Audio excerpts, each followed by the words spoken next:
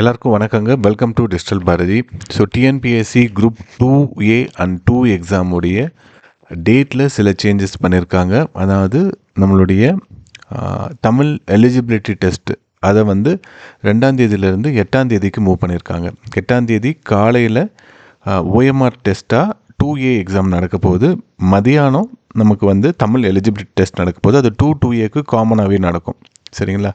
As usual 23ஆம் தேதி தான் 2 exam அப்படின்றது நடக்குதுங்க. ஸோ நாட்கள் எண்ணிக்கோங்க, இன்னும் நாட்கள் ரொம்ப கம்மியாக தான் இருக்குது.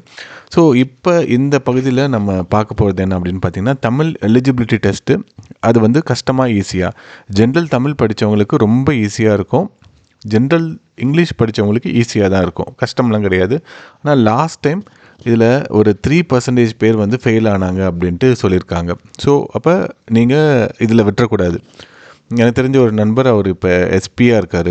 அவர் வந்து யூபிஎஸ்சி எக்ஸாம் எழுதினப்போ அவர் டிஎன்பிஎஸ்சியில் டிஎஸ்பியாக இருந்து ஏடிஎஸ்பிஐ எஸ்பி ஆகிட்டார். ஸோ அவர் வந்து யூபிஎஸ்சியில் எலிஜிபிலிட்டி எக்ஸாம் எழுதுகிறப்ப அவங்களுக்கு இப்போ 2 பேப்பர் இருக்கும், தமிழ் இருக்கும், இங்கிலீஷ் இருக்கும். ஸோ அதில் லாங்குவேஜ் பேப்பரில் ஃபெயில் ஆனதுனால அவருடைய மெயின் பேப்பரை எவால்வேட் பண்ணாது போயிட்டாங்க. ஸோ அதே மாதிரி தான் இங்கேயும் நீங்கள் எலிஜிபிலிட்டி டெஸ்ட்டில் கண்டிப்பாக 40 மார்க் எடுக்கணும். எடுத்தால் மட்டும்தான் உங்களுடைய 2A உடைய மார்க்கை கன்சிடர் பண்ணி ரேங்க் லிஸ்ட்டில் போடுவாங்க. ஸோ இது ரொம்ப முக்கியம். இது வந்து விரித்து எழுதுகிற மாதிரி தான் இருக்கும். சரிங்களா? டிஸ்கிரிப்டிவ் டைப் தான் இருக்கும். 3 ஹவர்ஸ் இருக்கும். 3 ஹவர்ஸில் ரொம்ப ஈஸியாக இதை பண்ணிட முடியும். ட்ரான்ஸ்லேஷன் இருக்கும், Tamil to English, English to Tamil இருக்கும். அதுக்கப்புறம் பார்த்திங்கன்னா லெட்டர் ரைட்டிங் இருக்கும். லெட்டர் ரைட்டிங் வந்து நிறைய லெட்டர்ஸ் இருக்குது. நம்ம ஒரு சாப்டரை எடுத்து ஒரு கிளாஸாக இந்த வீடியோவை நம்ம போடுவோம். ரொம்ப யூஸ்ஃபுல்லாக இருக்கும். நான் இதில் தேவையான மெட்டீரியலையும் நான் டிஸ்கிரிப்ஷனில் நான் போடுறேன் அடுத்த சாப்டர்லேருந்து. ஃபஸ்ட்டு லெட்டர் ரைட்டிங் நம்ம போடுவோம் அடுத்து நம்ம போடுறதில்ல. ஸோ லெட்டர் ரைட்டிங்கில் வந்து பார்த்திங்க அப்படின்னா உங்களுக்கு வந்து நிறைய கைண்ட் ஆஃப் லெட்டர்ஸ் இருக்கும். ஜிஓ இருக்கும். அதுக்கப்புறம் பார்த்திங்கன்னா ஜிஓனா கவர்மெண்ட் ஆர்டர், அதாவது ஆளுநருக்காக துறையுடைய செக்ரட்டரி வந்து போடக்கூடிய முக்கியமான லெட்டர். அது முக்கியமாக இருக்கும். தெளிவுரை கடிதங்கள் இருக்கும். ஜிஓவில் சில கிளாரிட்டி இருக்காது. அதனால் என்ன பண்ணுவாங்க, ஹெச்ஓடிஸ் வந்து தெளிவுரை கேட்பாங்க. அவங்க திருப்பியும் வந்து அதுக்கு தெளிவுரை கடிதம் அனுப்புவாங்க. நேர்முக கடிதம் அப்படின்னு இருக்கும். சரிங்களா? அது பாதி அலுவலகம் பாதி தனிநபர் சார்ந்து இருக்கும். ஒரு சிங்கிள் பர்சன் டு ஒரு சிங்கிள் பர்சனுக்கு அனுப்பக்கூடியது டிஓ லெட்டர் அது அப்படின்னு சொல்லுவாங்க. குறிப்பாணை அப்படின்னு இருக்கும். அதுக்கப்புறம் பார்த்திங்க அப்படின்னா சுற்றறிக்கை அப்படின்னு இருக்கும். அப்புறம் அறிக்கை, இது மாதிரி நிறையா இருக்கும். இந்த லெட்டர்ஸை வந்து நம்ம எப்படி ஃப்ரேம் பண்ணணும், எது வந்து அனுப்புனர் எது பெறுநராக இருக்கும், பொருள் எப்படி இருக்கணும், எப்படி முடிக்கணும் அப்படின்ற விவரம்லாம் இருக்கும். ஸோ ஈஸி தான் இது. நம்ம ஒரு 7 டைப் ஆஃப் லெட்டர் இருக்குது. அது 7த்தையும் நம்ம பார்த்துட்டோம் அப்படின்னா ரொம்ப ஈஸியாக தான் இருக்கும். பொருள் உணர்திறன் அப்படின்னு ஒரு பார்ட் இருக்கும். காம்ப்ரஹென்ஷன் தான். ஒரு பேரா கொடுத்துட்டு அதுலேருந்து கொஸ்டின் கேட்பாங்க. ரொம்ப ஈஸியாக தான் இருக்கும். தமிழ் ஓரளவு படிக்க தெரிஞ்சாவே போதும். ஸோ இப்போ முன்னாடி வந்து தமிழ் எலிஜிபிலிட்டி டெஸ்ட் இப்போ கம்பல்சரி ஆயிடுச்சு. முன்னாடி அது மாதிரி இல்லை. தமிழ் படிக்காமல் இருந்தாலுமே கூட அவங்க டிபார்ட்மெண்ட்டில் வந்து 2 இயர்ஸில் இந்த எக்ஸாமை பாஸ் பண்ணி திருப்பி அந்த வேலையை தக்க வச்சுக்கலாம். ஆனால் இப்போ தமிழ் எலிஜிபிலிட்டி டெஸ்ட்டில் கண்டிப்பாக நீங்கள் பாஸ் பண்ணணும் அப்படின்றதையும் சொல்லியிருக்கிறாங்க. ஓகே. ஸோ சுருக்கி வரைக, விவரித்து எழுதுக, சின்ன பாட்டை கொடுத்துட்டு பெருசாக எழுதுறது. ஸோ இது ரொம்ப ஈஸியாக தான் இருக்கும். திருக்குறள் பாட்டு இருக்குது. திருக்குறள் நம்ம ஏற்கனவே 2A உடைய பிலிமினரியில் நம்ம படிச்சிருப்போம் இல்லைங்களா? ஸோ இதுவும் வந்து ரொம்ப ஒரு ஈஸியான பகுதியாக தான் இருக்கும். அது வந்து ஒரு தனி அதிகாரத்தை வச்சு கொஷின் கேட்பாங்க. மழையை வச்சு ஒரு கொஷின் கேட்பாங்க. அருளுடைமையை வச்சு கேட்பாங்க. அரண் வச்சு ஒரு கொஸ்டின் கேட்பாங்க. இல்லைன்னா சமய சார்பற்ற இலக்கியமாக நிரூபி அப்படின்ற மாதிரி கேள்வி கேட்பாங்க. ஸோ முன்னுரை அப்புறம் முடிவுரை அப்படின்ட்டு அழகாக எழுதி ஒரு 7-8 திருக்குறள் நம்ம வச்சு எழுதணும் அப்படின்னா சூப்பராக இருக்கும். இதில் லாஸ்ட் டைம் ஓரளவு இதுக்கு பயிற்சி எடுத்துகிட்டு எழுதின எல்லாருமே 70 மார்க்குக்கு மேலே தான் எடுத்தாங்க. சரிங்களா? ஸோ ரொம்ப ஒரு ஈஸியான பகுதியாக தான் இருக்கும். ஸோ நம்ம இப்போ ரீசெண்டாக நடந்த பாருங்கள் 10/12/2024 நடந்த டிஎன்பிசியோடைய குரூப் 1 எக்ஸாமுடைய தமிழ் எலிஜிபிலிட்டி டெஸ்ட்டோடைய கொஸ்டின் பேப்பர் இது. ஸோ ரொம்ப வெரி ஈஸியாக இருக்கும். பாருங்கள் நீங்கள். ஸோ கொடுக்கப்பட்ட தமிழ் பகுதியை நன்கு படித்து கருத்து சிதையாமல் ஆங்கிலத்தில் மொழிபெயர்க்கவும் அப்படின்னு கொடுத்துருக்காங்க. சீட்டோ அல்லது மணிலா ஒப்பந்தம் அப்படின்றது குறித்து தென்கிழக்கு ஆசிய ஒப்பந்த அமைவு என்பது தென்கிழக்கு ஆசிய நாடுகளின் கூட்டு பாதுகாப்பை முன்னிறுத்தியதாகும். ஸோ இதெல்லாம் ரொம்ப ஈஸியாக தான் இருக்கும். மணிலா ஒப்பந்தம் எதை வச்சு வந்தாங்க. ஸோ என்னென்னா சில முக்கியமான டேர்ம்ஸ் இருக்கும். இப்போ இதில் நீங்கள் பார்த்தீங்க அப்படின்னா பொது உடைமை சிந்தனை அப்படின்னு சொல்லியிருக்காங்க. பொது உடைமை சிந்தனை அப்படின்னா கம்யூனிஸ்ட் ஐடியாலஜி. ஸோ இது மாதிரியான டெக்னிக்கல் வேர்ட்ஸ் இருக்கும். அதை மட்டும் நம்ம ஓரளவு இதை வந்து இப்போ ட்ரைனிங் பண்ணி இதை நம்மளால் வளர்க்க முடியுமானா வளர்க்க முடியாது.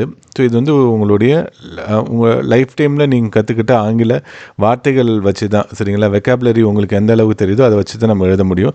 ஆனாலும் நம்ம மேனேஜ் பண்ணி நம்மளால் எழுத முடியும். நமக்கு வந்து தமிழ் டு இங்கிலீஷ் வந்து கொஞ்சம் கஷ்டமாக இருக்கும். ஆனால் இங்கிலீஷ் டு தமிழ் நம்மளால் ஈஸியாக பண்ண முடியும். நம்ம படிக்கிறதுல பாதி மெட்டீரியல் இங்கிலீஷில் தான் இருக்கும் இல்லைங்களா? ஸோ அதை வந்து நம்மளால் ஓரளவு பண்ண முடியும். So technical term spelling mistake இல்லாமல் எழுதணும். அப்புறம் வந்து ஒரே டென்ஸில் எழுதணும். இது பாஸ்ட் டென்ஸில் இருக்குது அப்படின்னா பாஸ்ட் டென்ஸ்லேயே ஃபுல்லுத்தி நம்ம எழுதணும், சரிங்களா? நம்ம பேச்சு வழக்கில் இருக்கிற மாதிரி ஃப்யூச்சர் டென்ஸில் இருக்கிறத பாஸ்ட் டென்ஸில் நம்ம சொல்லுவோம். ஸோ அது மாதிரிலாம் சொல்லாமல் இதில் என்ன டென்ஸில் கொடுத்துருக்காங்களோ டென்ஸையும் ஸ்பெல்லிங் மிஸ்டேக்கையும் மட்டும் பார்த்து ஓரளவு அந்த சென்டென்ஸை அவங்களால ஃபார்ம் பண்ண முடிஞ்சால் போதும். 10 மார்க்குக்கு நம்மளுக்கு ஒரு 5 மார்க் 6 மார்க் வந்துடும். அது எடுத்தால் போதும். 4 மார்க்குக்கு மேலே எடுத்தாவே போதும். மற்ற பாட்டில் நம்ம கூட பிடிச்சிக்கலாம். இது தமிழ் மீடியமுக்கு இந்த 2 பாட்டு தான் கொஞ்சம் கஷ்டமாக இருக்கும். மற்ற 80 மார்க் ரொம்ப ஈஸியாக தான் இருக்கும். ஸோ இது பாருங்கள், 3ஆவது வகுப்போ 4ஆவது வகுப்பில் வந்து எடுத்திருப்பாங்கன்னு நினைக்கிறேன். there was a very useful to tree was very useful to us அப்படின்னு கொடுத்துருக்காங்க. இது சின்ன பசங்க படிக்கிறது தான், ரொம்ப ஈஸியாக இதை டிரான்ஸ்லேட் பண்ண முடியும், சரிங்களா? மரம் எதற்காக உபயோகப்படுகிறது அப்படின்ட்டு கேட்டால் குழந்தைங்க கூட எழுதிடுவாங்க. ஸோ ரொம்ப ஈஸியான ஒரு பகுதியாக தான் இருக்கும். அடுத்து 1/3 அளவில் சுருக்கி உங்கள் சொந்த நடையில் எழுதுக அப்படின்னு ஒரு பேராகிராஃப் தந்திருக்காங்க. மொழிபெயர்ப்பு பற்றி தந்திருக்காங்க. ஸோ மொழிபெயர்ப்பு ரொம்ப முக்கியமானது. மொழிபெயர்ப்பு அப்படின்னாலே உங்களுக்கு நிறையா இருக்கும். ரஷ்ய இலக்கியத்தை நிறையா நம்ம மொழிபெயர்த்தோம். டால்ஸ்டாயோடது எடுத்தோம், செக்கோவது எடுத்தோம், மார்க்சம் காக்கிது எடுத்தோம். ஸோ இதெல்லாம் தேவையில்லை. இவங்க என்ன கொடுத்துருக்காங்களோ அதை நம்ம சுருக்கி எழுதணும். நமக்கு தெரிஞ்ச நம்மளுடைய நாலேஜெல்லாம் இங்கே கொண்டு வந்து உள்ளே கொடுக்கணும் அப்படின்றது கிடையாது. இதை சின்னதாக இருக்கிறத பெருசு பண்ண சொல்கிறாங்க இல்லைங்களா? அப்போ உங்களுடைய சொந்த அறிவு எல்லாத்தையும் நம்ம உபயோகப்படுத்தி அதை பெருசாக எழுதலாம். இப்போ கொடுக்குறத சின்னது பண்ணி எழுதுனாவே நமக்கு போதும். ஓகேங்களா? ஸோ நீங்கள் படிச்சுட்டு அதுக்கு தகுந்த மாதிரி சுருக்கி எழுதுங்க. ஃபஸ்ட்டு ஒரு ரஃப் டிராஃப்ட் எழுதி அதை அடிச்சுட்டு திருப்பி வந்து நம்ம ஃபேர் டிராஃப்ட் அப்படின்றது எழுதணும். அதுதான் இப்போ காலேஜில் ஃபாலோ பண்ணிகிட்ருக்கிறது. நமக்கு இதை எவாலுவேட் பண்ணுற தமிழ் ஐயாக்களும் அதை எதிர்பார்ப்பாங்க. ஸோ கையெழுத்து மட்டும் ஓரளவு திருத்தமாக எழுதி நீங்கள் எழுதுனீங்க, சந்திப்படையெல்லாம் கூட பார்ப்பாங்க. அதை நம்ம கரெக்டாக பண்ணமாவே நமக்கு நல்ல மார்க் அப்படின்றது வந்துருங்க. ஸோ இப்போ 3 பேரா கொடுத்துருக்காங்க அப்படின்னா ஒரு பேராவை இப்போ எத்தனை லைன் கொடுத்துருக்காங்க அப்படின்னு பாருங்கள். ஒரு 10 லைன் கொடுத்துருக்காங்கன்னா அது 3 லைன் 4 லைனாக என்னால் எழுத முடியுமா அப்படின்றத நீங்கள் பார்த்து சின்னது பண்ணி நம்மளால் எழுத முடியும். ஸோ மொத்தமாக நம்ம ஸ்கூலில் எழுதுகிறப்ப மொத்தம் எத்தனை வார்த்தை இருக்குது அப்படின்னு வார்த்தைலாம் எண்ணி அதுக்கப்புறம் இப்போ எத்தனை வார்த்தை நான் எழுதியிருக்கிறேன் அப்படின்றலாம் நம்ம எழுதுவோம். அந்த லெவலுக்கு தேவைப்படாதுங்க இது. பொருள் உணர்திறன் நாடும் மொழியும் நமதிரு கண்கள் என்கிறார் மகாகவி பாரதியார், சரிங்களா? ஸோ பாருங்கள், நாடும் மொழியும் நமதிரு கண்கள் என்றவர் யார்? ஸோ இவ்வளோ ஈஸியாக தான் இருக்கும், ரொம்ப ஈஸியாக இருக்கும். ஒரு கொஸ்டினுக்கு 2 மார்க்கு, அழகாக 10 மார்க்கு இந்த காம்ப்ரஹென்ஷனில் மொழி உணர்திறனில் நம்மளால் ஈஸியாக எடுக்க முடியுங்க. ஓகே, அடுத்து வந்து பார்த்திங்கன்னா சுருக்க குறிப்புகளை கொண்டு விரிவாக எழுதுக. 300 வார்த்தைகளுக்கு மிகாமல். மரத்தின் பயன், சுற்றுச்சூழல் பயன், பல வகை மரங்கள் வளர்த்தல். ஸோ இது மாதிரி இவங்க கொடுத்துருக்காங்க இல்லைங்களா? ஸோ இதை நம்ம என்ன பண்ணணும் அப்படின்னா நம்ம சுற்றுச்சூழல் பாதுகாப்பு அப்படின்னா சுற்றுச்சூழல் பாதுகாப்பு பற்றி டீட்டெயிலாக அதை ஒரு ஹெட்டிங்காகவே போட்டு சுற்றுச்சூழல் பாதுகாப்பு அப்படின்னா மரம் வளர்க்குறதுனால கரிமல வாயு வெளியேறுதல் வந்து தடுக்கப்படுகிறது. மரம் வந்து கரிமல வாயுவை உறிஞ்சி அப்புறம் ஆக்சிஜனை வெளியே தள்ளும் இல்லைங்களா? ஸோ அந்த ப்ராசஸ்னால் சுற்றுச்சூழல் பாதுகாக்கப்படுகிறது. அப்புறம் மண் அரித்தலை இந்த மரங்கள் தான் வந்து தடுத்து நிறுத்துது. ஸோ இது மாதிரி நமக்கு இதை ஒரு ஹெட்டிங்காக அதை எடுத்துகிட்டு பல வகையான மரங்கள் அப்படின்றக்கப்ப நிறைய டைப் ஆஃப் மரங்கள் இருக்குது இல்லைங்களா? இப்போ வந்து தேக்கு மரம் இருக்குது, வாழை மரம் இருக்குது. ஸோ இது ஒன்றுத்துக்கு ஒரு பயன் இருக்குது இல்லைங்களா? நிழல் தரும் மரங்கள் அப்படின்ட்டுருக்கு, பழம் தரும் மரங்கள் அப்படின்ட்டுருக்கு. ஸோ அதெல்லாம் வச்சு நம்ம இதில் மருத்துவத்தில் மரத்தோடைய பயன் வந்து என்னென்ன இருக்குது, நிறைய மூலிகைகள் இருக்குது. ஸோ இது மாதிரி நம்ம ஒன்றுத்துக்கு கால்நடைகளுக்கு தீவனமாக அதனுடைய இலைதலைகள் பயன்படுது. இதை தான் நம்ம இப்போ பார்த்து நான் சொல்கிறது தாங்க. ஸோ இதை வந்து நீங்கள் கொஞ்சம் பயிற்சி பண்ணிட்டீங்க அப்படின்னா நீங்கள் உங்கள் நடையில் ரொம்ப நல்லாவே எழுதுவீங்க.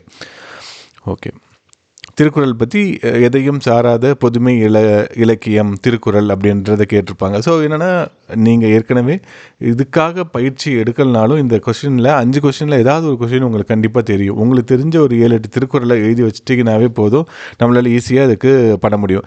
நம்ம என்ன பண்ணியிருப்போம் அப்படின்னா திருக்குறளுக்கு முக்கியமான அதிகாரங்களில் இருக்கக்கூடிய முக்கியமான குறள்களை மட்டும் எடுத்து அதுக்கு விளக்கத்தோடு நம்ம போட்டிருப்போம். சரிங்களா? திருக்குறள் பாட்டு சொல்கிறப்ப நான் சொல்கிறேங்க, கல்வியில் என்னென்ன முக்கியமாக இருக்குது, ஒழுக்கத்தில் எது எது முக்கியமாக இருக்குது, முயற்சி திருவினையாக்கும், முயற்றின்மை இன்மையை புகுத்திவிடும். ஸோ இது மாதிரி முக்கியமான திருக்குறட்கள் அதனுடைய விளக்கத்தோடு நம்ம சேர்த்து எழுதுகிறப்ப போதும். பண்பு, விருந்தோம்பல், இது எல்லாமே எல்லாருக்குமே தெரியறது. நம்ம பயணிக்கக்கூடிய நிறைய பேருந்துகளில் இந்த திருக்குறள் எழுதியிருப்பாங்க. ஸோ நம்ம வந்து நிறைய நேரம் அதை பார்த்து படிச்சிருப்போம். ஸோ நம்ம ஆரம்பத்தில் இருக்கக்கூடிய ஒரே ஒரு வார்த்தையை சொன்னாவே அடுத்தது எல்லாமே நமக்கு வந்துடும். அர்த்தமும் நமக்கு ஓரளவு தெரியும் இல்லைங்களா? ஸோ அதை வச்சு நம்ம திருக்குறளை மேனேஜ் பண்ணிடலாம். திருக்குறள் மட்டும்தான் அதில் கொஞ்சம் மனப்பாடம் பண்ணுற மாதிரி இருக்கும். மற்ற பாட்டில் எதுவும் நம்ம மனப்பாடம் பண்ணுற மாதிரி இருக்காது. சரிங்களா? அறம் பற்றி என்ன, பொறையுடைமை பற்றி என்ன, வாழ்க்கையோட தத்துவம் பற்றி என்ன, கடவுள் வாழ்த்து பற்றி என்ன சொல்லியிருக்காங்க. ஸோ இது மாதிரி ஒரு பாட்டை பற்றியும் இவங்க சொல்லியிருக்கிறாங்க. ஸோ நம்மளால் ஈஸியாக எழுத முடியும். பொதுமை இலக்கியம் அப்படின்னு எதை வச்சு சொல்கிறாங்க, மனித வாழ்வுக்கு அன்பே அடிப்படை, திருக்குறளில் இருக்கக்கூடிய ஒரு 4-5 குறள் எடுத்து அன்பும் அறனும் உடைத்த ஐயன் பண்பும் பயனும் அது அப்படின்ட்டு நம்ம இருக்கிறத எடுத்து எழுதினாவே நம்மளால் ஈஸியாக இந்த திருக்குறள் பாட்டுக்கு சொல்ல முடியுங்க. இந்த திருக்குறள் ஒரு ஒரு 30-40 குறள் இருக்கும். ஸோ அதை வச்சுட்டு நம்ம இதில் எந்த கொஸ்டின் கேட்டாலும் மேனேஜ் பண்ணுற மாதிரி இருக்கும். அந்த குறள் மட்டும் நான் அடுத்து வரதில் நான் போடுறேங்க. ஓகே. கடிதம் வரைதல். நான் முன்னாடியே சொன்ன மாதிரி கடிதத்தில் நிறைய டைப் இருக்குது. மேலே இருக்கக்கூடிய அமைச்சர் தான் ஒரு துறையோடைய தலைமை. அவர் வந்து என்ன பண்ணுவார், ஒரு ஆக்டை கொண்டு வராரு அப்படின்னா அதை வந்து இப்போ வந்து 7.5% வந்து தமிழ் வழி படித்த மாணவர்களுக்கு இடஒதுக்கீடு தர்றதுக்காக அமைச்சரவை கூடி ஒரு முடிவு பண்ணி அதுக்கு தீர்மானத்தை நிறைவேற்றுவாங்க. அதுக்காக ஒரு சட்டம் போடுவாங்க. சட்டம் போடலனா கூட ஒரு அரசு ஆணை அப்படின்றத போடுவாங்க. அந்த அரசு ஆணையை வந்து அவங்க போட்டதுக்கப்புறம் அந்த 7.5%ல் செக்ரட்டரி வந்து ஒரு ஜிஓ போடுவார். அந்த ஜிஓவுக்கு சைன் பண்ணுறவர் யார் அப்படின்னா செக்ரட்டரி தான் பண்ணுவார். யாருக்கு பதிலாக பண்ணுவாங்க அப்படின்னா கவர்னருக்கு பதிலாக பண்ணுவாங்க.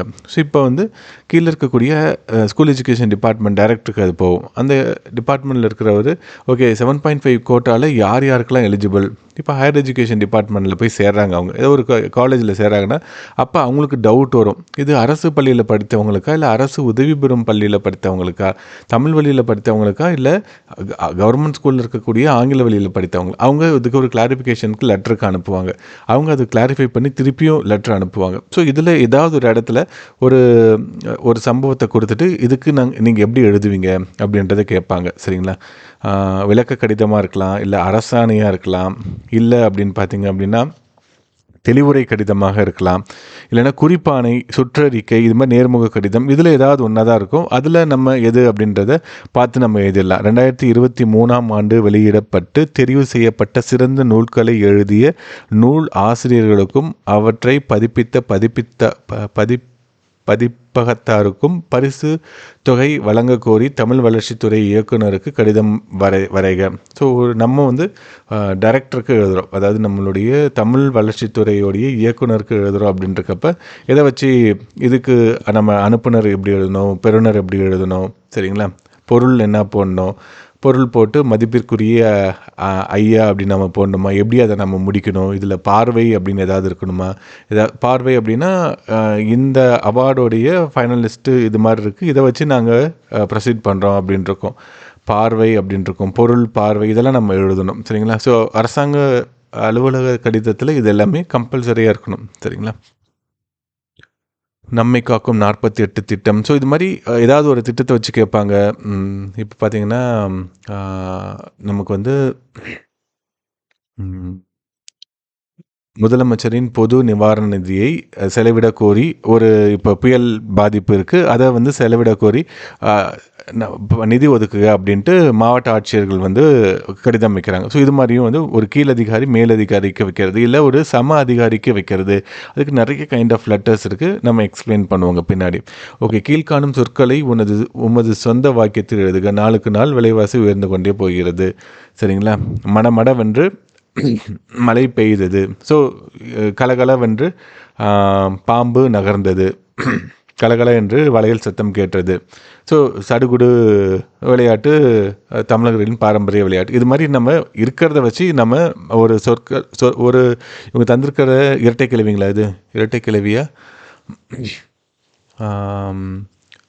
இரட்டை கிழவின்னு ஒன்று இருக்கும், இன்னொன்று என்னதுங்க, ஓகே. ஸோ இந்த 2 வார்த்தைய வச்சு நம்ம வந்து ஒரு சென்டென்ஸை நம்ம ஃப்ரேம் பண்ண போறோம். இதுதான். ஓகே. பின்வரும் இணைச்சொற்களை பயன்படுத்தி ஒரே தொடர் அமைக்க. வாடி வதங்கி, பட்டி தொட்டி எல்லாம் சரிங்களா? கல்வி கேள்விகளில் சிறந்தவர், நட்ட நடுவில் நம்மளால ஈஸியா ஃப்ரேம் பண்ண முடியும். ஓர் உலகம், ஒப்பனை உடையவள் பிரித்து எழுதுக. ஓர் கூட்டல் உலகம், இலங்கு நூல், இலங்கு கூட்டல் நூலுங்களா? பொருத்தமற்றது, பொருத்தம் ப்ளஸ் அற்றது. ஸோ இது மாதிரி நம்ம பிரித்து எழுதுறதும் ஈஸியாக எழுதலாம். எதிர்மறை வாக்கியம் ரொம்ப ஈஸி. கண்ணன் நேற்று வந்தான், வந்திலன் இல்லைங்களா? தேநீர் சுவையாக இருந்தது, தேநீர் சுவையாக இருக்கவில்லை. நான் தான் வேகமாக ஓடினேன், நான் தான் வேகமாக ஓடினேன். ஓடினேனுக்கு ஆப்போசிட் ஓடவில்லை இல்லைங்களா? ஸோ இது மாதிரி நம்ம பிழை நீக்கி எழுதுக. அவர் விட்டு சென்ற பணியை தொடர்வேன். ஸோ எந்த இடத்துல சந்திப்பிழை இல்லாமல் இருக்குது, அந்த தன்மை முன்னிலை படர்க்கை ஏதாவது மாறி இருக்கா? ஸோ அதை வச்சு நம்ம மேனேஜ் பண்ணி எழுதுறது தான். ரொம்ப ஈஸியான ஒரு பாட்டு தான் இது. எல்லாமே ரொம்ப ஈஸி. நான் இப்போ தான் இந்த கொஸ்டின் டவுன்லோட் பண்ணி பார்த்தேங்க. இதை நம்ம மொத்தமாக எழுதுறதுக்கே 1 மணி நேரம் தான் ஆகும். ஸோ அவ்வளோ ஈஸியான ஒரு பேப்பர் தான். இதனால் ஒன்றும் பெருசாக பயப்படணும் அப்படின்ற அவசியம் கிடையாது. தமிழ் ரொம்ப வீக்காக இருக்குது எனக்கு அப்படின்னா நீங்கள் கொஞ்சம் இதை ஒரு வாரத்துக்கு ஒரு 2 நாள் ஒரு மணி நேரம் அப்படின்றத மட்டும் பாருங்கள். ஒரு 2 டெஸ்ட் இருக்கும், அதை அட்டன் பண்ணிங்கனாவே போதும். இந்த எக்ஸாமுக்கு தமிழ் எலிஜிபிலிட்டி டெஸ்ட்டு ஒரு பெரிய தொந்தரவாக நமக்கு இருக்காதுங்க. ஓகே. ஸோ டெஸ்ட் பேட்ச் பற்றியான டீட்டெயில் முன்னாடி வீடியோவில் போட்டோம், நீங்கள் பாருங்கள். ரொம்ப எஃபெக்டிவாக நடக்கும் சரிங்களா? கண்டினியூஸாக அந்த டெஸ்ட் பேட்ச் அப்படின்றது ரொம்ப எஃபெக்டிவாக நடக்கும். வெரி யூஸ்ஃபுல்லாக இருக்கும். பாருங்கள். நீங்கள் சேரதா இருந்தால் நீங்கள் முன்னாடி கீழே இருக்க வீடியோ பார்த்துட்டு கால் பண்ணுங்கள். கண்டிப்பாக கைட் பண்ணுறோம். இந்த எக்ஸாமில் எல்லாருமே நல்லா பண்ணி நல்ல அரசு வேலையை நம்ம எடுப்பாங்க. நன்றிங்க.